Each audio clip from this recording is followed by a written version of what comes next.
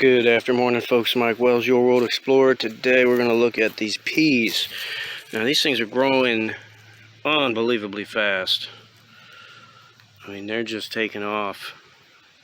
Some of these are second gen, and some of these are American seed stock that I got from seed packets that you can buy at Dollar General or any kind of dollar store, really. But they're produced by American Seed. This is just your standard pea, your sweet pea. I don't see any flowers yet, but I anticipate them very soon. This is basically just an update. We planted these in late February, I would say the 28th of February, and it is now April the 14th. Today is April 14th, 2022. No nutrients in the soil, just a little bit of leaf mulch, as you can see there, and that's about it.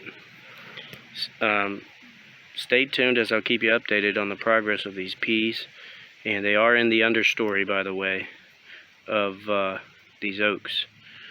Thanks for watching. Don't forget to like and subscribe, as that helps the channel out a lot, and have a good day.